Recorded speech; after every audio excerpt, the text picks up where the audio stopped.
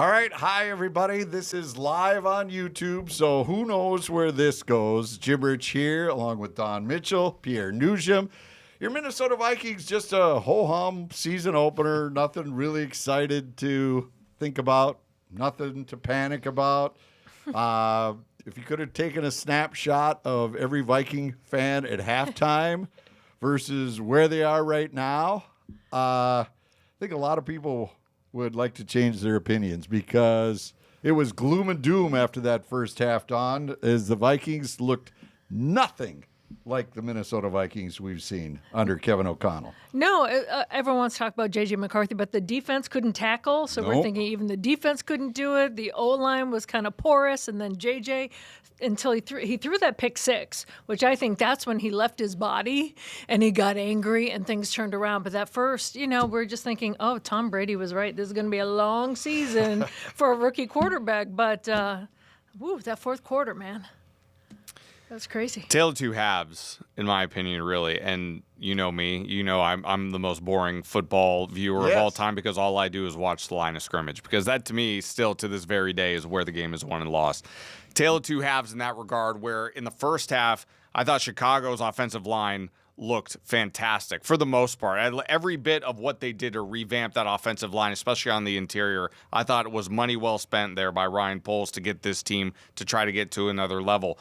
Minnesota's defense, as the quarter went on in the second quarter, I thought they got better penetration in that quarter, but Caleb Williams, give him credit, was just murderous to try to bring down. He was just eluding pressure left and right. And I thought the offensive line in Minnesota in the first half was not very good. There was no run game whatsoever established in that first half from the Vikings. From the Bears either, really. If you take away the runs that Caleb Williams had in the first half, the Bears couldn't get it going on the ground either as well. But in the second half, like I said, completely different story. It was Minnesota starting to get penetration in the pocket. It was Minnesota starting to run with some anger and some force in the run game. Jordan Mason was terrific tonight in the run game. He was arguably Minnesota's most important player in that second half because he kept those legs churning and moving the ball, and they would starting getting first downs and starting to get the ball moving. So I thought, like I said, two different stories, the first half, second half at the line of scrimmage, and that's why the Vikings came out on top tonight. Yeah. I'm stunned at how McCarthy got himself off the mat. I am absolutely floored because I thought when that kid threw the pick, I mean, he's thinking back to his Michigan days, and there's some fat, slow safety in the Big Ten trying to move in on that. And he's got his wide receiver, the best in the NFL right there, and he's like, "Here's my first NFL touchdown." What did you say upstairs in the office when that happened? Tell the people. Tell the people. Welcome to the NFL, kid. Oh, yeah. It was a welcome, though. Yeah, it probably really was a wake-up call, too. Fair enough, yeah. But for him, in the moment, to go, and rattle his brain, get it straightened out, and say, I could do this. Because a lot of guys, if something like that happens, their confidence is shot. No doubt. For the game. Yet, he found a way to regain his composure. Whatever O'Connell said to him, whatever McCowan said to him, whatever his teammates said to him, something clicked. And all of a sudden, may have been Jordan Mason and the running game, giving them some room, but still, he had to come through with some huge throws, and he did that. Well, at first, he also got confidence, too, that he started connecting with Jets, when he made those first two connections with Jets. And then talk about the play calling from Kevin O'Connell. First of all, to Aaron Jones deep, and then the second on the fake handoff to Mason, and where he ran it in himself. So you have to give him credit on that. But Jimmy, you brought up an interesting thing. We talked about this in the pregame show. Greg Holcomb, who is his private kind of trainer, said a lot of people don't know about the determination of J.J. McCarthy. So they talk about the face paint that he always wears. Right. But he said when he was playing Ohio State, because he wanted to be drafted by Ohio State, and he was crushed that they wanted to have him sign at Ohio State, not drafted. He was crushed. And then he said, so the first game that he faced Ohio State, he did not wear face paint. And he went out and beat him. And then people were like, well, why? And he said, because I wanted Ryan Day to see my whole face when I beat his team. So he has that inside him. But you're right. Whatever was said to him, whatever was said to the offensive line as well, because they played lights out afterwards. And even I was a little worried when Ryan Kelly went into the blue tent. Right. I mean, it was so backed up. Even Blake Cashman had to wait for him. I'm like, oh no, we lost our center already. To get in there for a little bit. So whatever turned, whatever worked, and then that face, I will never forget that face on J.J. McCarthy when he got that touchdown like that. He was angry, but he was happy at the same time. That's etched in my brain now. That shows me a lot about the fight this kid has. Got to keep an even keel.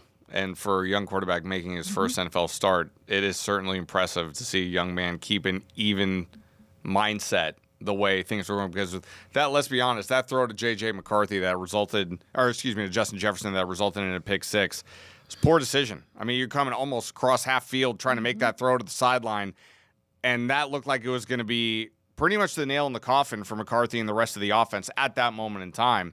But to get up off the mat and to show you what type of resilience and moxie this guy has. And, of course, like Don said, let's give some credit to Kevin O'Connell, pushing the right buttons at the right time to make sure this team continues to press forward, even though things looked like they were down and out. You learn something about this young man here tonight. You learn something about this team here tonight. Never quit attitude. It's 4 quarters of football. Everybody on social media, like Jim, you're saying, doom and gloom, this is over. Where's Carson Wentz? Where's Aaron Rodgers? Where's this guy and that guy? Where's Sam Darnold? Jones, where's Daniel? There's Spurgeon Wynn. I mean, they were calling for anybody, anywhere. For 2.5 to almost 3 quarters, it looked like the moment was too big for him. And then where do we normally measure quarterbacks the most? Fourth quarter, winning time. That's what happened here tonight. J.J. McCarthy was able to show you that he's not afraid of the big lights, that he can handle the moment. And this is certainly, it's only one game, but it's certainly a positive step towards seeing what this young man could develop into for the Minnesota Vikings in the future. He's now 64-3 overall. Wild. From high school. Wild. For his record. And there's one other thing. There has to be an asterisk after this. This was the Chicago Bears. If there's one team that could kill themselves. Sorry, Chicago. It is the Bears. They have the worst record in the NFC, worst division record of any team against their division opponents in the NFL since 2022. I think it was 3-15. They flashed on the screen late in the game, but we got a text from a former employee who is a lifelong Bears fan, and he said, I've seen this script so many times. So you do have to add that caveat to it, that the Bears are not a winning organization at this point. They don't know how to close out games. That's why there was a change of coaching staff. That's why there's all new players there, so many changes. So that has to be thrown into it as well. But still, McCarthy and the way the Vikings got the job done. And the defense, like, Don, you kind of mentioned it, and Pierre, you did too, how the lines got nasty. Like, there were some monstrous hits laid out by that Vikings defense, which we didn't see in the first half. They couldn't get close to anybody to throw a block. It was like they were greased in Crisco. Yeah. And Caleb Williams, he had that script memorized. That first drive, he was 6 for 6, then capped it off with a 9-yard run, and you're thinking, like, wow, Ben Johnson really knows what he's doing here with this team, and he has tapped into all the talent that Williams has. But as the game wore on, and it was more on Williams to get the offense going, the throws were errant. They weren't to the right people. He would panic and couldn't establish a run either for the Bears. Couldn't establish a run either for them, and that really is what killed them a lot in this game. And even on defense, when Blake Cashman went down, and I was like, "Oh no, here we go." We've seen this movie before last year. Eric Wilson comes in, and he was everywhere. Eagle was playing like when he first got here, when he was a youngster. He was out there making plays. So I really like that even the defense didn't panic when it comes to whether it was a bad penalty, whether it was Pace, hitting Caleb on the helmet, or whether it was Murphy. They didn't blink. And so whether someone got hurt or there was a penalty, I really like how the defense buckled down, and I think the offense took advantage after that too. I think there are 3 players in my mind outside of J.J. McCarthy and Jordan Mason tonight, 3 players for the Vikings who I thought had exceptional games. One was Eric Wilson, for sure. Not just on defense, but on special teams as well. Had a nasty tackle after they cut it to 17-12. Nasty tackle on special teams to stop a guy dead in his tracks. And it was a little bit of an attitude adjustment right there. And that's what I was saying. That edge came back. That fires up a team. Also, you have to give credit to Miles Price, who was terrific in the return game tonight, both punt return and kick return. Yeah, he was right in traffic. Between him, Eric Wilson, and Will Reichert, who nailed a 59-yard field goal tonight. The special teams unit tonight for Minnesota was fantastic. Fantastic. They give up a lot of yards. Coverage could have been better. Iffy. But special teams, in terms of, they won the special teams battle. They won the special teams battle here tonight. That certainly will go a long way. The other individual I really would like to name, I was keeping my eye on him all night long.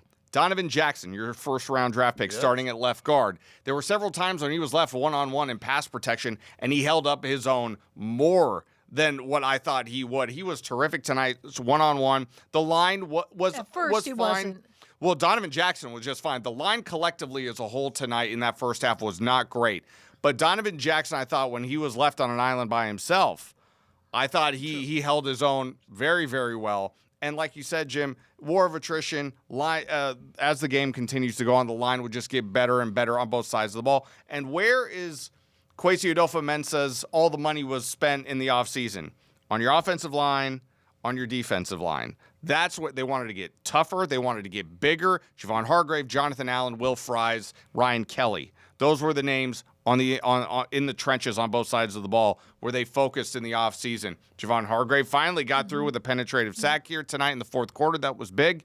And, I thought the protection as the game went along, again, was just getting better and better. So I think it's a small sample size, but it's a good start. And who knew that Aaron Jones could catch the bombs? What? Unbelievable. Right? That's a training camp special right there, What I really loved about Jordan Mason, too, I know that we mentioned him being a beast, but obviously his feet keep going and going and going. But that spin move he has that focus, I'm bringing dancing into this thing. Yeah. You spot on the wall. He can spin and still have that spot on the field. He doesn't lose his balance. He doesn't lose his focus, and he keeps his feet moving. And he was fun to watch today. Well, you went where I wanted to go when you talked about the way the Vikings retooled themselves this offseason after they got their lunch handed to them the last two games by being physically outplayed by the Lions and the Rams. They got together and said, we need to figure out a way to win no matter how the game turns. If it turns into an ugly game where it's just one in the trenches, we're not going to have the beautiful balls to Jefferson for a 98-yard bomb. And that's what they did tonight. And I think you saw that with Mason and Jones. You alluded to his pass-catching ability by Aaron, and you alluded to Mason's toughness running inside.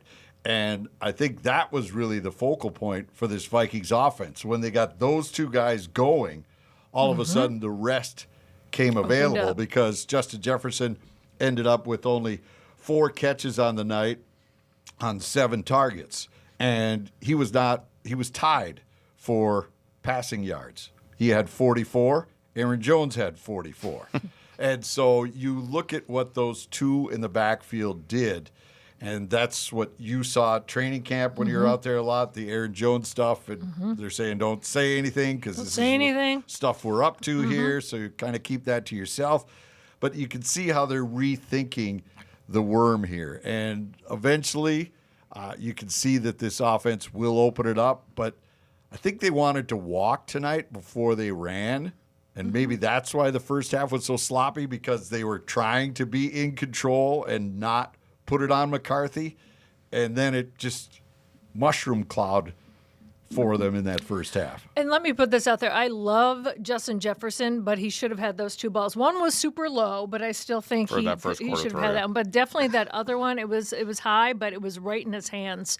So those are 2 that I think Jets tonight, when he goes to sleep, he wants to have back. I mean, it's no disrespect to him. I think he's an amazing player. But when you see those, he's usually on those kind of things. And let's not forget, the Vikings are playing without 2 key pieces of their offense in this game. No Jordan Addison. He's on suspension. Christian Darrisaw was ruled out before the game tonight, so no Christian Darrisaw at left tackle, who I think would have made a big difference in this game.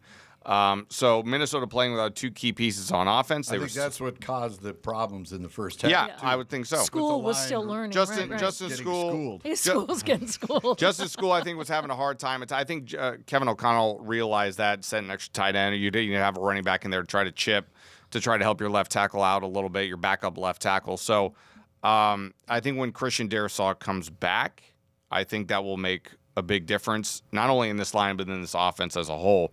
But you were saying that you thought maybe they didn't want to put too much on JJ too early. Then I have to ask you, Jimmy, then in the fourth quarter, is it like, hey, you know what? Let's let the kid sling it. Is it time to let the kid sling it? This didn't work. But, I mean, in your mind, if you're in charge and you're walking through a player the first time, hadn't played a competitive game in over 600 days, hadn't taken a snap in a true NFL game, you don't want to say, all right, we're going no huddle. We're going with you, empty backfield, 5 wide receivers. Let's go. Right? You want to give the kid a chance to try to look around and say, oh, these people are faster. And I think that's what led to that interception as well, that he didn't realize the speed and how quickly defenders can close at this level. So I'm thinking because they wanted to try to run the ball, they felt with their new beefed up offensive line that we could really dictate the tempo of the game to the Bears, take the crowd out of it by going on a long, sustained drive. Instead, it was 2 3-and-outs that ended with sacks the first 2 possessions, and you're like, okay, this doesn't seem to work so well. What would you like to try next? And so I think then they said, all right, let's get this opened up, and maybe they talked to McCarthy, and he was saying, let me do more. Let's go. I'm not sure. We'll have to see. Ahmad Hicks is in Chicago. He'll get post-game reaction. You'll see all that. That'll be posted on our YouTube channel as well as fox9.com.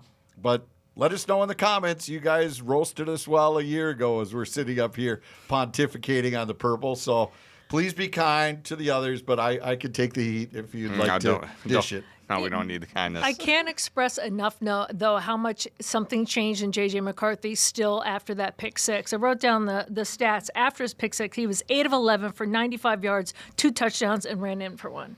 So, yes, the running game got going. Yes, the line got better, but something...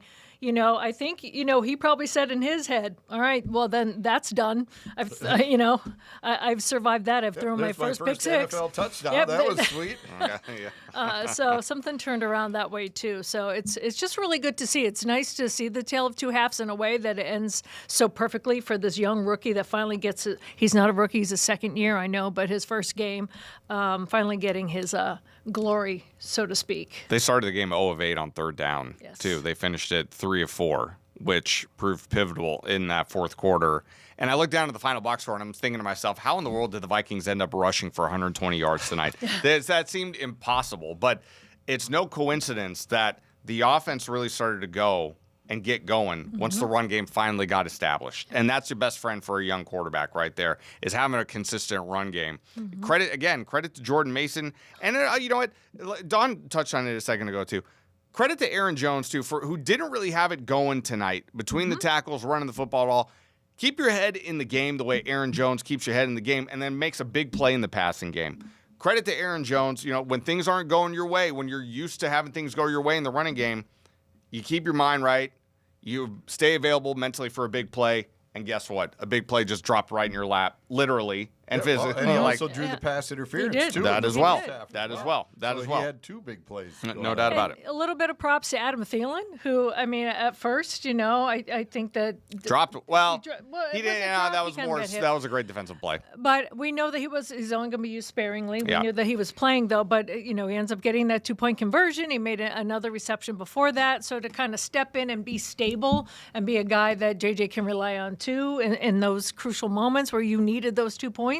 After missing the 2-point conversion before that, I thought it was pretty good. And the penalties you expected early in the season, but the Bears killed themselves. A dozen penalties for 127 yards. Killed themselves.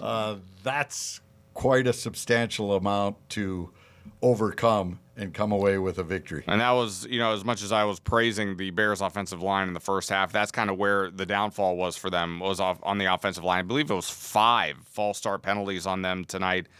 Can't remember if there was a holding call in there as well. I'd have to go back and look at the game log. But penalties up front for the Bears absolutely killed themselves. Tough one for them, but nobody here in Minnesota is going to be worrying about that right now. Chicago's problem. Now the Vikings move on to Atlanta in week 2. No, and you talk about a penalty that hurt the Vikings too. Ivan Pace Jr., they call him the Tasmanian Devil. Like, we see him on the blitz. We love how he is, but when he went too high, you could see the coaches on the sideline going, you got to stay lower. You got to stay lower. You can't, rough the passer like that. Right. So you take the good with the bad with him. You love that he's kind of, I don't want to say crazy, but the Tasmanian Devil moniker really kind of fits him. Like, unleash him, but all right, not the quarterback's helmet. I think he was trying to knock the pass down. He was.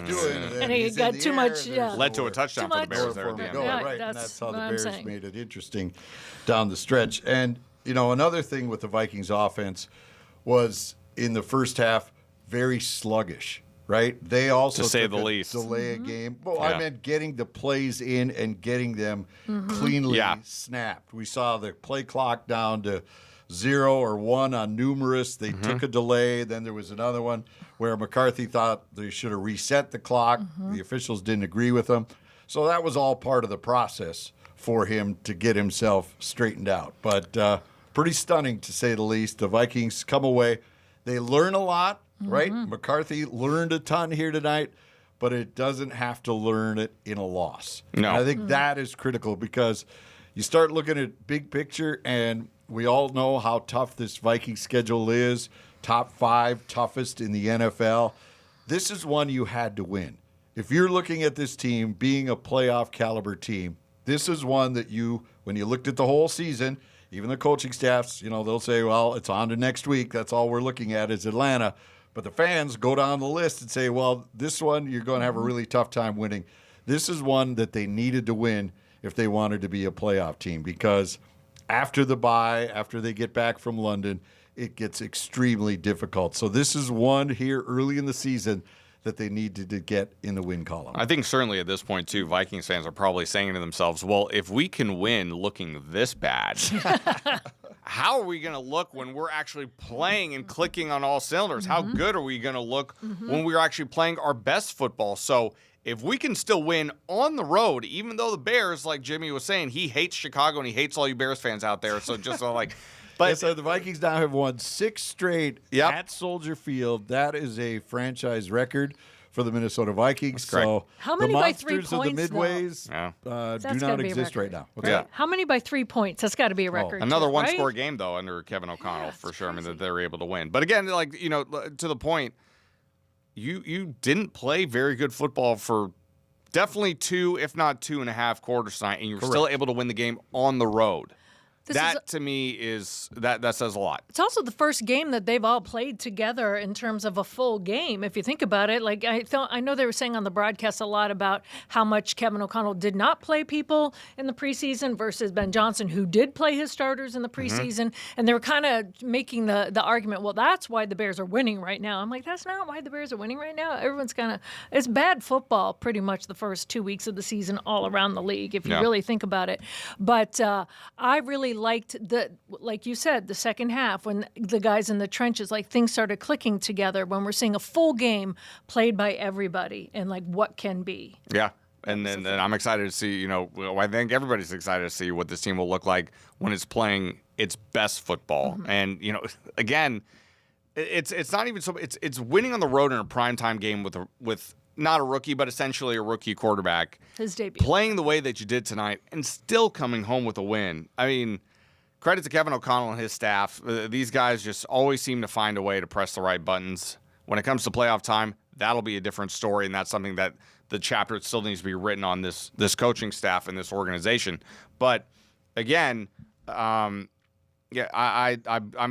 impressed. I'm impressed with how J.J. McCarthy came out in the fourth quarter and didn't blink and was able to get the job done. I'm thoroughly impressed by that fourth quarter. One quarter isn't an indication of how the rest of the season is going to go. But like I said earlier, promising start. Right. I mean, statistically, everything is against the Vikings. The Bears had more first downs. They had more rushing first downs. They had 312. Both teams were 3 for 12 on third down. So not too stellar by either club at converting there. But total plays, Bears had 63, Vikings had 49. Total yards, 317 to 254. So there's a lot of things that the Bears, too, can look at and say that, we were right there. We just made some mistakes that cost us in the end. So both these teams, I don't think are feeling that they're on their way to be division champs, but at least we've got now some real concrete footage to look at, plays to look at, instead of pontificating on preseason snaps and what we've seen in practice. So that's the best part, is that we're actually playing real football. Well, they say there's one stat that you can't measure, Jim, and that's heart. Right? Grit and heart. I mean, you're going to hear that this week. We're going to hear that all week long. There's no doubt about it. I mean, I think there's something to be said for that too, for sure. But I don't really know what to make of this win. All I know is that it's a win, and that's what you want. I don't really know what to make of it just yet.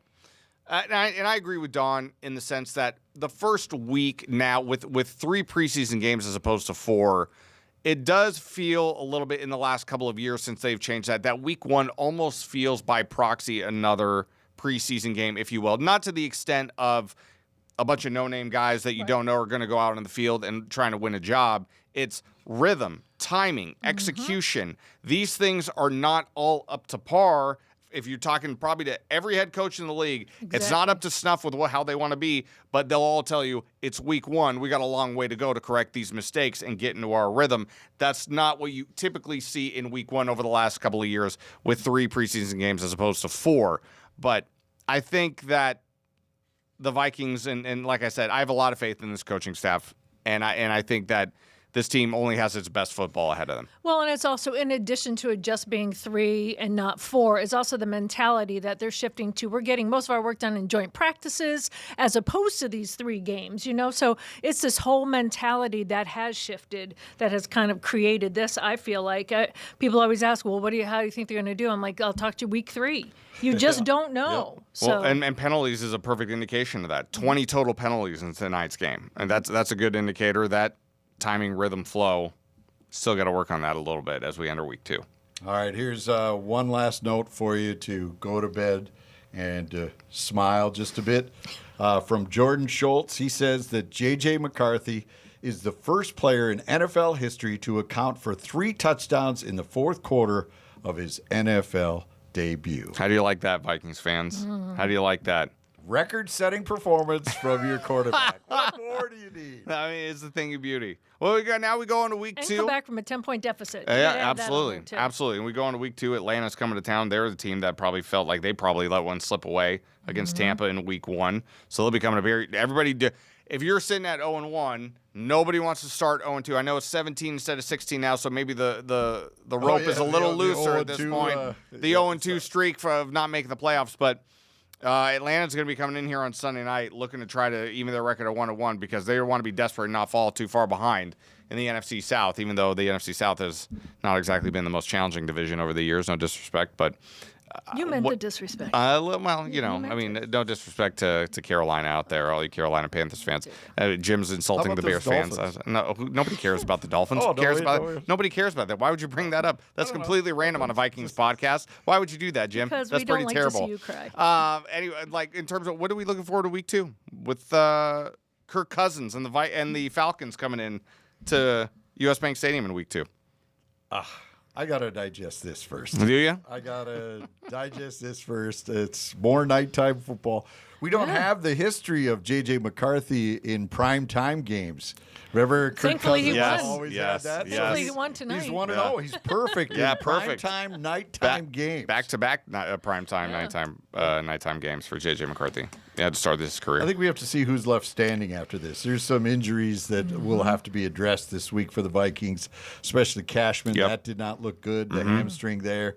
We'll have to see how the offensive line came out of this one, whether they're intact, whether Darisaw is back for week 2. So there's still a lot of things, and we've got some time before we move on to Atlanta. We're going to relish this. And Harrison Smith. Hopefully he'll be stronger from this personal illness. Yeah, the back end did pretty well without Harrison back there. I thought that was going to be a real problem when the Bears were able to hold off the Vikings front 7.